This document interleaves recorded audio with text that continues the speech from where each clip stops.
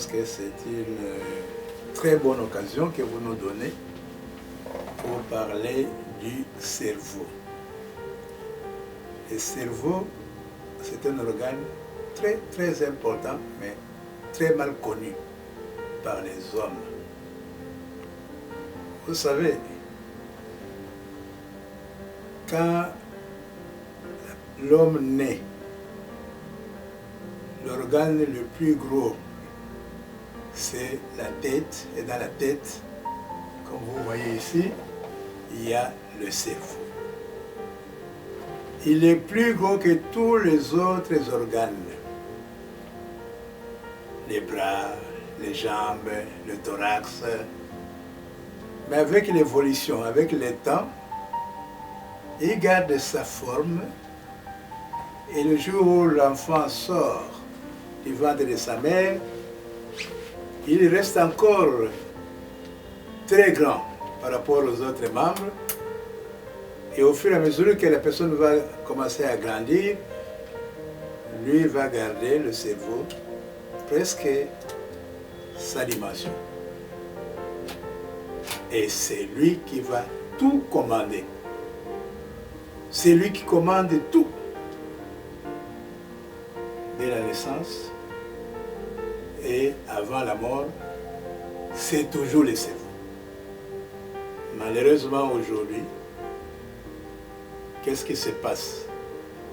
Les gens aiment bien s'occuper des pieds là-bas. Ils remontent jusqu'aux genoux. Ils passent par le ventre. Il admire son ventre. Il vient au thorax, il admire ça, il arrange son costume et tout le reste. Et il s'arrête là. Il oublie la tête. La tête n'est pas connue. Alors que c'est le commandant de tout ce qui se passe. C'est lui qui donne le comportement de tout. Et c'est lui qui dirige le monde entier.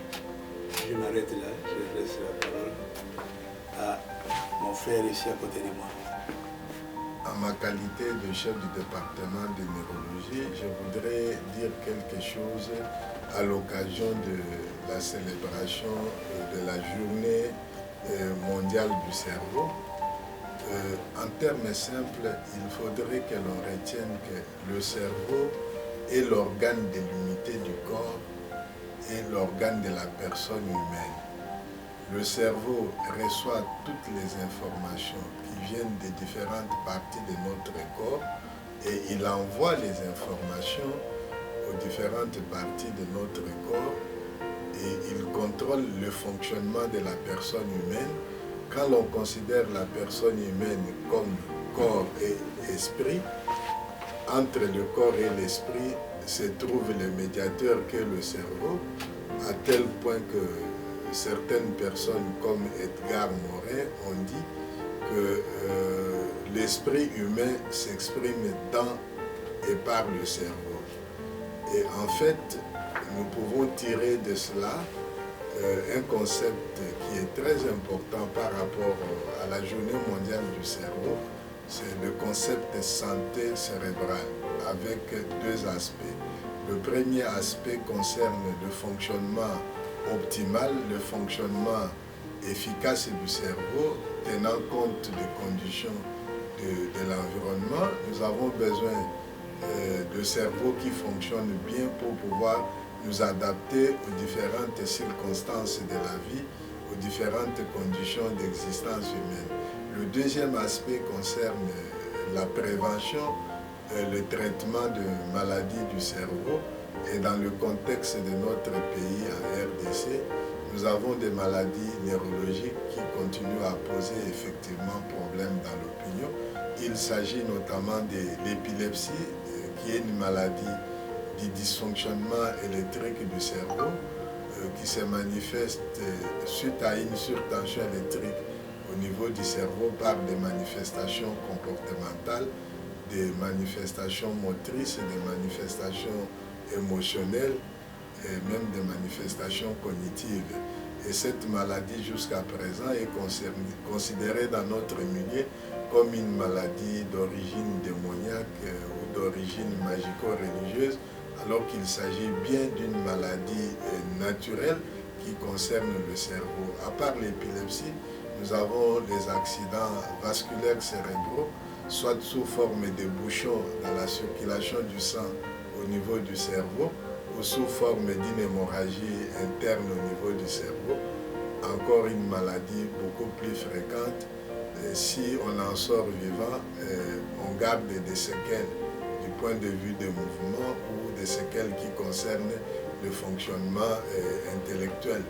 En plus de ça, dans un milieu comme le nôtre, on a des maladies infectieuses qui affectent le cerveau et qui peuvent aussi donner même des crises épileptiques. Il s'agit notamment du paludisme sous sa forme de neuropaludisme. Il s'agit notamment de la neurocystécercose, c'est-à-dire cette maladie parasitaire qui est associée à la consommation de viande du porc, qui donne le parasite qu'on appelle Taenia solium, ou alors on a été infecté par les matières fécales de porc en divagation. Alors on aura une atteinte du cerveau qui s'accompagne aussi de l'épilepsie. Il y a aussi l'onchocercose, qui est une maladie appelée comme cécité des rivières, mais qui s'accompagne aussi de l'épilepsie.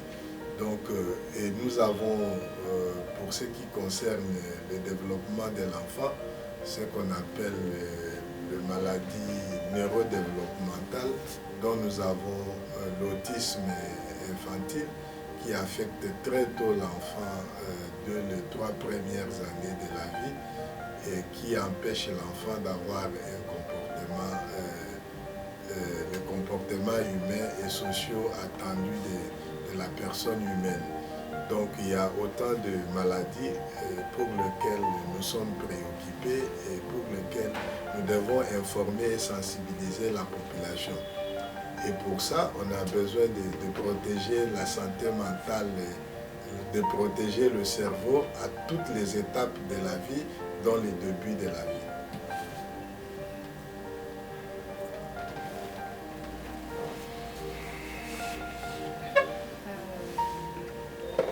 Comme vient de dire mes prédécesseurs, alors la journée du cerveau, et là, moi je veux plus aborder dans le sens du cerveau de la femme, de la santé cérébrale de la femme, de la santé mentale de la femme. Et cette femme qui donne naissance, cette femme qui procrée, doit être en bonne santé mentale, doit avoir un bon cerveau pour pouvoir donner naissance à des êtres qui seront capables d'un bon développement harmonieux d'un pays comme le nôtre. Donc nous avons cette femme qui, pendant la période de la conception, donc depuis la grossesse jusqu'à l'accouchement, pendant cette période que nous appelons périnatale, dès la conception de la grossesse de l'enfant, qui doit être en bonne santé mentale, parce que s'il y a des facteurs comme le stress, un stress prénatal qui peut handicaper un bon développement de cerveau de l'enfant qui va naître. Donc il y a tous ces facteurs qu'on doit tenir en compte qui jouent sur le cerveau de la femme et qui peuvent avoir de répercussions sur la santé de l'enfant, la santé de la mère et le développement, bien entendu, de l'être à venir. Oui. Il est vrai que pour qu'un pays soit développé, il faut protéger les cerveaux. La première des choses, c'est cette relation dans le développement.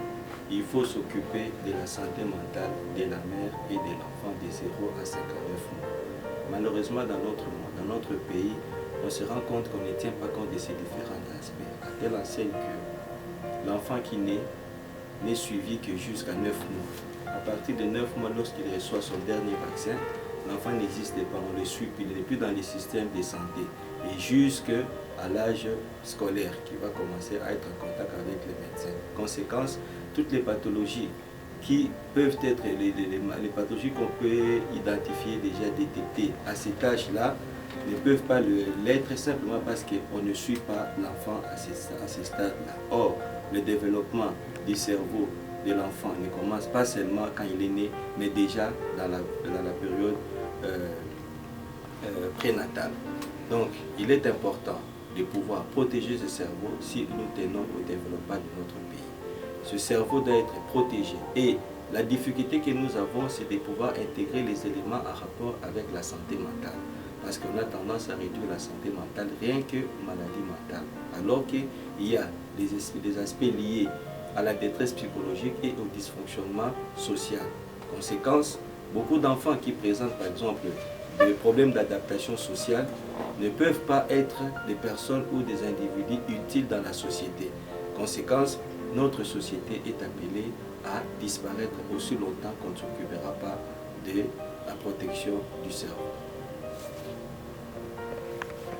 Oui, il est important de savoir comment le cerveau fonctionne. C'est toujours le haut et le bas. Il ne faut pas aller trop haut, il ne faut pas aller trop bas. Et c'est comme ça que le cerveau fonctionne. Nous contrôlons ça par un examen que nous appelons EEG, c'est-à-dire électroencéphalogramme. Si vous allez trop haut, vous êtes dans un trouble de comportement. Si vous allez trop bas, vous êtes dans un trouble de comportement. Si vous restez jusqu'au milieu, vous ne bougez pas, vous êtes dans un trouble de comportement. Donc le cerveau fonctionne du haut vers le bas. En fait, c'est le cerveau qui définit la vie. Vivre, ce n'est pas seulement chanter, danser. Mais vivre, c'est aussi souffrir et pleurer. Donc, pas exagérer dans un sens, sinon c'est de trouble de comportement. À votre place sera quelque part dans un milieu psychiatrique. Voilà un peu ce que je voulais dire. Déjà dit, il faudrait absolument protéger le cerveau à tous les âges de la vie. Et il faudrait promouvoir un concept, celui de l'indice de santé cérébrale, comme nous l'avons déjà dit à l'occasion de la semaine du cerveau, qui a eu lieu au mois de mars de cette année. Ce concept indice de santé cérébrale nous permet de comprendre pourquoi dans un pays les gens n'arrivent pas à se développer à la mesure des potentialités naturelles. Regardez le cas de notre pays, nous avons tout. Nous avons le cours d'eau, nous avons la flore, nous avons la faune, nous avons le sous-sol, les scandales géologiques, nous avons le sol très fertile, sans pousse, sans engrais, mais nous souffrons, nous vivons la misère. Cela signifie que nous ne sommes pas encore arrivés à faire fonctionner nos cerveaux au niveau optimal à la mesure de toutes ces potentialités. Donc nous devons prendre conscience, comme d'autres pays du monde ont pris conscience, qu'il faudrait protéger, développer le cerveau dès le début de la vie, je voudrais dire. C'est pour cela que nous insistons sur l'importance de ce concept, indice de santé cérébrale, comme indicateur qui permet de voir si dans un pays, les gens font fonctionner leur cerveau convenablement. Et il faut donc à tout moment, et dans les différentes circonstances de la vie, veiller à ce que le cerveau ne soit pas affecté par les différentes conditions de l'existence. Et nous avons dans notre pays beaucoup de risques contre lesquels il faudrait protéger le cerveau. Si vous prenez la période prénatale, comme l'a dit le docteur Imboula, vous avez des risques nutritionnels. La malnutrition de la femme enceinte, l'obésité de la femme enceinte, tout ça, ça constitue les risques pour le développement précoce du cerveau. Les infections de la femme enceinte à répétition pendant la grossesse. L'exposition à toutes sortes de rayonnements, notamment les rayonnements X et même l'exposition aux micro-ondes, tous ces risques-là peuvent affecter le cerveau au début de la vie. Vous avez notamment aussi les risques psychosociaux, comme l'a dit Dr Imbula, le stress maternel prénatal, notamment ici le stress de la grossesse non désirée. Alors, ça affecte par voie biologique le développement du cerveau du fait de l'activité des hormones du stress. Et quand vous considérez la période de la naissance, vous avez les risques traumatiques liés à la naissance qui peuvent endommager aussi le cerveau, ou les risques liés à la difficulté respiratoire quand l'accouchement n'a pas été facile, quand le travail a trop duré au-delà de 20 heures. On devrait veiller à ce que tous les accouchements soient assistés de telle sorte que le travail d'accouchement ne dure pas longtemps au point d'endommager le cerveau.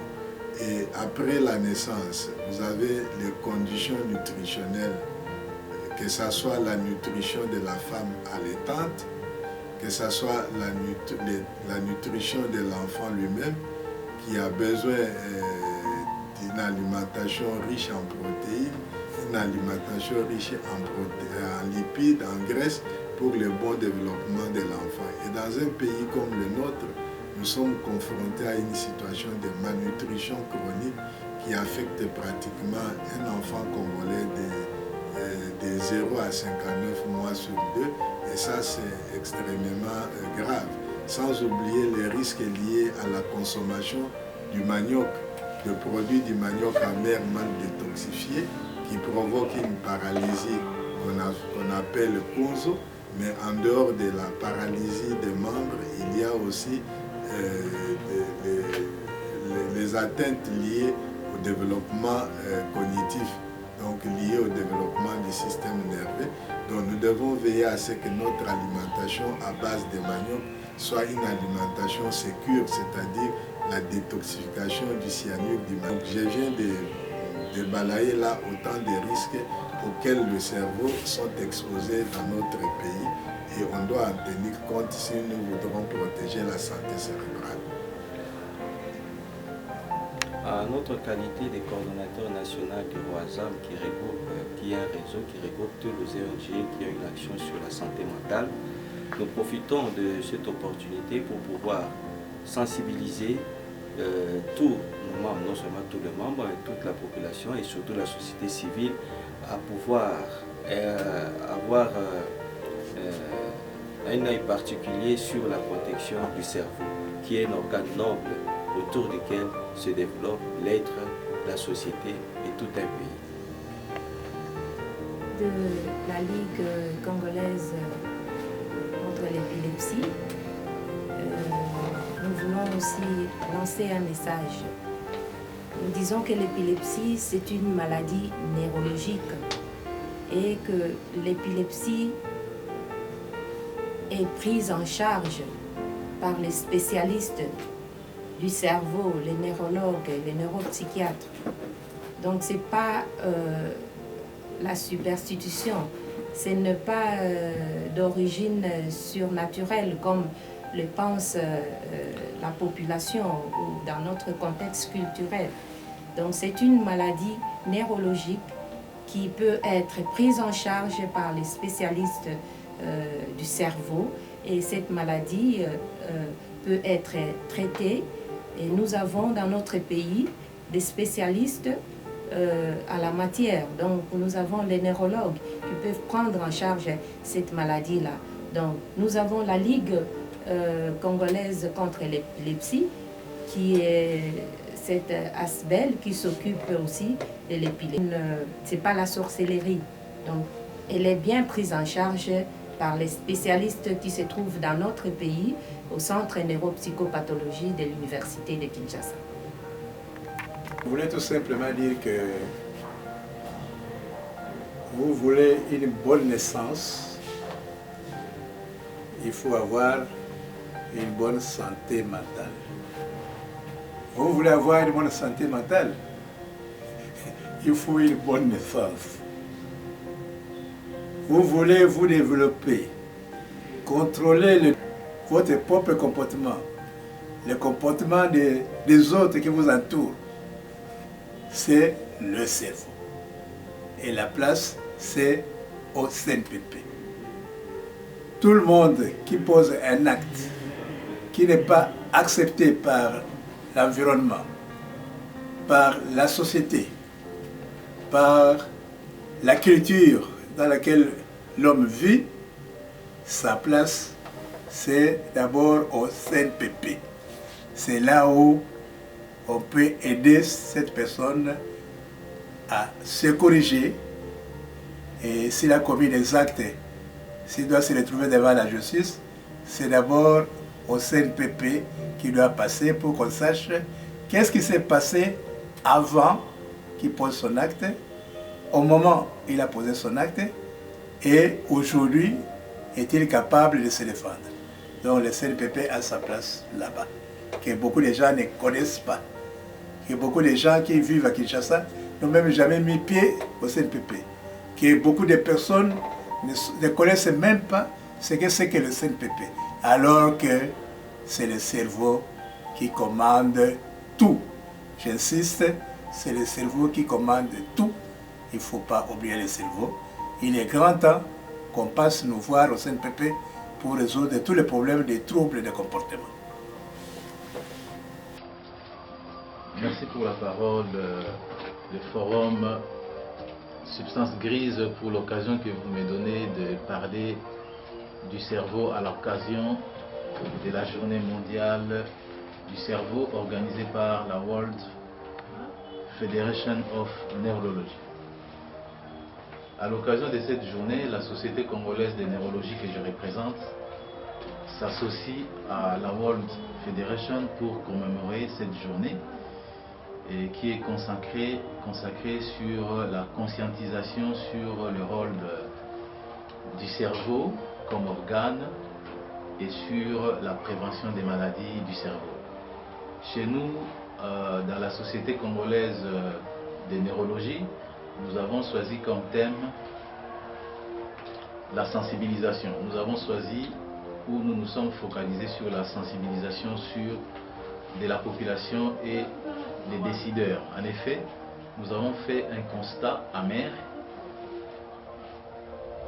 sur la connaissance du cerveau et de tout ce qui découle du cerveau. Nous avons constaté que le cerveau est ignoré, le rôle du cerveau est ignoré, de même que l'impact des maladies liées au cerveau. Et ceci est grave d'autant plus que les prévisions sont telles que dans les années qui viennent, il y aura beaucoup de maladies neurologiques, il y aura des démences, il y aura des AVC qui vont croître de façon exponentielle. Et ignorer les fardeaux les fardeaux que peuvent induire ces maladies est grave pour une société qui se veut émergente ou développée. Je prends l'exemple de l'AVC. L'AVC, concernant l'AVC, je vais insister sur un facteur qui est le temps, parce que le temps est vraiment primordial dans la prise en charge de l'AVC. Et ce facteur temps a donné naissance au concept time is brain, c'est-à-dire le temps c'est le cerveau, ou agir vite pour le cerveau. AVC, ça signifie agir vite pour le cerveau, c'est-à-dire que lorsque les signes d'AVC arrivent ou s'installent, l'entourage ou les malades doivent vite agir pour atteindre les centres où il doit être pris en charge. Mais pour que le malade ou l'entourage le fasse, il faut qu'il soit informé sur les signes d'alarme. Donc, la Société congolaise de neurologie va insister sur la sensibilisation sur les signes d'alarme de l'AVC. C'est ça le point de départ. Il y a également, dans ces facteurs temps, on ne peut pas gagner du temps si nous ne disposons pas des moyens. Et le moyen le plus simple pour qu'un malade victime d'AVC soit vite pris en charge, c'est le téléphone. C'est un numéro vert. Ailleurs, quand un malade présente un trouble, il y a un numéro vert gratuit qu'on appelle. Les services d'urgence arrivent et ils sont dotés d'ambulances équipées qui peuvent, avec un personnel formé, qui peut prendre en charge et poser des gestes qui peuvent sauver les malades. Ce n'est pas le cas chez nous. Donc avec des ambulances non occupées, avec un personnel non, nous perdons le temps. Et quand les malades arrivent à l'endroit où il doit être pris en charge, il faut que vous disposiez du matériel également. Et nous manquons des unités neurovasculaires qui utilisent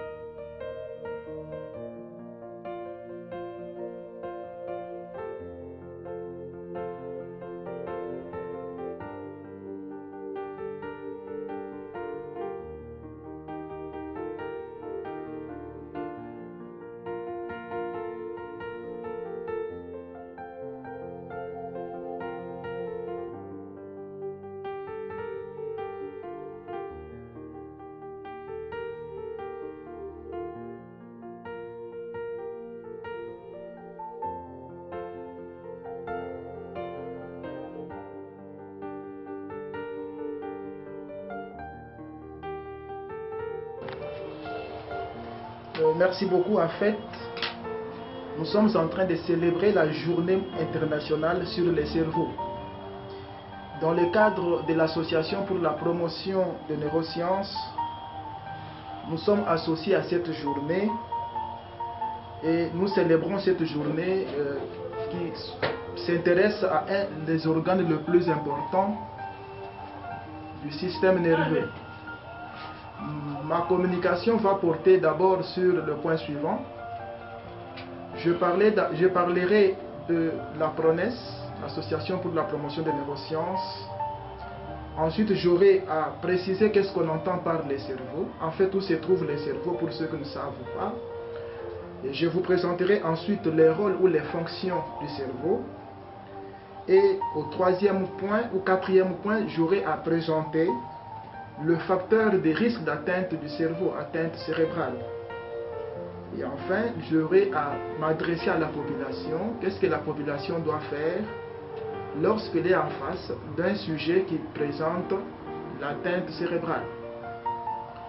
L'Association pour la promotion des neurosciences est une association qui regroupe tous ceux qui s'intéressent aux sciences neurologiques. Et les sciences neurologiques ne veulent pas dire seulement neurologie, c'est-à-dire toutes les sciences qui s'intéressent au système nerveux, et particulièrement au cerveau. Cette association organise régulièrement les activités pour vulgariser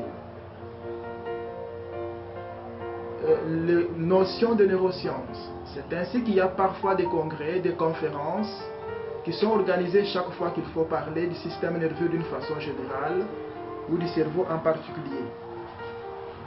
La PRONES a ses bureaux au CNPP. Mais qu'est-ce qu'on appelle cerveau?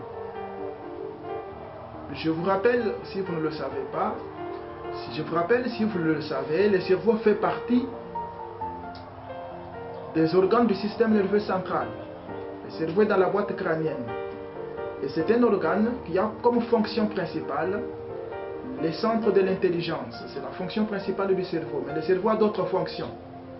Il y a également les centres de fonctions motrices, les centres de fonctions sensitives, et les fonctions neurovégétatives sont également au niveau du cerveau. Mais surtout quand on parle du cerveau, on sous-entend les fonctions intellectuelles, que nous appelons d'une façon générale les fonctions cognitives.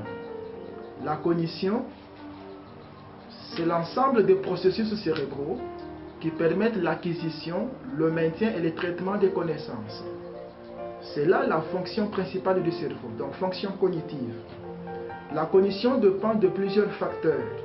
Parmi ces facteurs qui influencent la cognition, il y a des facteurs qui sont en fait des facteurs non modifiables, mais il y a aussi des facteurs modifiables. Parmi les facteurs modifiables, nous avons les facteurs génétiques. Quand je parle de cognition, il faut comprendre en quelque sorte que je parle de l'intelligence. Et il y a des facteurs génétiques. La cognition ou l'intelligence de quelqu'un dépend également de son héritage génétique. N'oublions pas qu'il y a certaines maladies, la plupart des maladies génétiques qui s'accompagnent des troubles cognitifs sont parfois héréditaires. Et on trouve les facteurs génétiques dans plusieurs maladies où il y a les troubles cognitifs. C'est le cas par exemple de la maladie d'Alzheimer, c'est le cas de la maladie de Parkinson, c'est le cas des Corées d'Huntington. Dans toutes ces maladies-là, il y a les troubles cognitifs et il y a une composante génétique. Mais nous savons qu'il n'y a pas le gène de l'intelligence. Donc l'intelligence ne se transmet pas, mais s'il y a un facteur génétique, comme se transmettrait l'anémie SS. Parce que les gènes de l'intelligence sont multiples. Donc il y a les facteurs génétiques, il y a également les facteurs liés à l'âge. N'oublions pas que l'intelligence s'améliore avec l'âge et généralement avec l'âge aussi, à un certain âge, nous subissons un déclin cognitif. Donc il y a le facteur âge qui intervient. Et le troisième facteur non modifiable, c'est le sexe. Nous sommes différents sur le plan cognitif. Nous sommes différents par rapport au sexe. Les garçons et les filles n'ont pas un même comportement cognitif. C'est le premier groupe de facteurs. Le troisième groupe, ce sont des facteurs qui sont modifiables. Et ces facteurs modifiables, nous avons comme premier groupe de facteurs modifiables toutes les maladies qui peuvent affecter les cerveaux. Nous avons vu que le cerveau est le centre de la cognition, le cerveau est le centre de l'intelligence. Toutes les maladies qui affectent le cerveau perturbent automatiquement la cognition. Et peuvent perturber automatiquement, je m'excuse, la cognition. Le deuxième groupe de facteurs, ce sont les facteurs de risque cardiovasculaire, tels que l'hypertension artérielle, tels que l'obésité, tels que le diabète, et j'en passe. Ces facteurs-là agissent négativement sur la cognition. Prévenir le facteur de risque cardiovasculaire, en quelque sorte, c'est protéger également son cerveau contre les troubles cognitifs. À part ce deuxième groupe de facteurs, nous avons également les niveaux d'éducation. Plus on est éduqué, plus on est instruit, plus on a une bonne réserve cognitive. Et quand on a une bonne réserve cognitive, et on devient de plus en plus intelligent. Donc ça signifie que quand on a beaucoup étudié, plus on étudie, plus on a moins de risques de présenter les troubles cognitifs. Voilà. Le quatrième facteur, le quatrième groupe de facteurs, nous avons un réseau social très large. Donc quand vous avez le réseau social restreint, vous êtes exposé au risque de troubles cognitifs. Pourquoi? Parce que plus vous avez beaucoup de contacts, plus votre réseau social est très large, plus vous avez une réserve cognitive importante. Et rappelez-vous, je viens de le dire quand je parlais de l'éducation, plus vous avez beaucoup de réserves cognitives, plus vous êtes protégé contre les troubles cognitifs. Et il y a d'autres facteurs, je laisse les problèmes alimentaires et j'en passe. Après les facteurs de risque des troubles cognitifs, donc les facteurs de risque d'atteinte cérébrale, qu'est-ce que la population doit faire pour protéger son cerveau? Pour protéger son cerveau, il faut alors se protéger contre tous les facteurs de risque d'atteinte cérébrale. Je parlais de l'obésité, prévenir les facteurs de risque cardiovasculaire. Il faut avoir un niveau intellectuel suffisant, il faut aimer les études, il faut éviter les maladies du cerveau. Et qu'est-ce que la population doit faire? Il faut éviter les maladies du cerveau, dont l'épilepsie et les accidents vasculaires cérébraux, les tumeurs cérébrales, donc toutes les maladies du cerveau. Mais qu'est-ce que la population doit faire quand cette population est en face de quelqu'un qui a une maladie cérébrale? Dès que vous êtes en face de quelqu'un qui a une maladie cérébrale, comme les épilepsies, comme les AVC, comme les tumeurs cérébrales, il faut automatiquement amener le malade à l'hôpital. Et à l'hôpital, le médecin va l'examiner parce que c'est quand même une maladie. Quand on dit une maladie, il faut quand même qu'il y ait une prise en charge médicale. Et le médecin va examiner le malade et va demander, après bilan, examen, va demander l'avis d'un neurologue ou d'un neuropsychiatre ou d'un neurochirurgien, selon le cas. Et ils prendront en charge le malade. Plus ils prendront en charge, plus ils éviteront les troubles cognitifs, les troubles liés à l'atteinte cérébrale. Et pour les épilepsies, parce que ici cette journée est consacrée aux épilepsies et aux autres maladies, à la prévention des autres maladies neurologiques, plus le malade fait des crises épileptiques, ou lorsque les crises épileptiques durent longtemps, il y a risque d'atteinte cérébrale et risque de troubles cognitifs.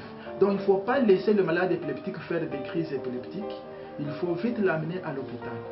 J'ai dit et je vous remercie. Merci. Nous voudrions à cette occasion remercier le club Substance Grise qui nous a accordé cette opportunité de passer ces différents messages à notre population. Ce message, comme l'indique le nom du club, Substance Grise, il s'agit bien de la substance grise du cerveau, de la matière noble du cerveau qui traite les informations, et dans cette matière a vraiment de l'énergie, et c'est cette énergie-là que nous devons utiliser, que nous devons protéger pour notre développement. Donc l'énergie qu'il y a dans la substance grise du cerveau, c'est une énergie importante. Vous vous imaginez que c'est grâce à cette énergie que l'homme arrive à fabriquer des fusées, à fabriquer des avions. Mais imaginez-vous la quantité d'énergie charriée par la fusée ou par un avion. Et si nous pouvons utiliser cette énergie cérébrale pour transformer la potentialité naturelle de notre pays, nous serons d'ailleurs très développés. Voilà pourquoi nous encourageons ces clubs de jeunes gens qui nous permet de transmettre ce message à la jeunesse congolaise, à la population congolaise, à la jeunesse africaine, à la population africaine qui a besoin de cerveau, de ses membres pour pouvoir assurer son développement.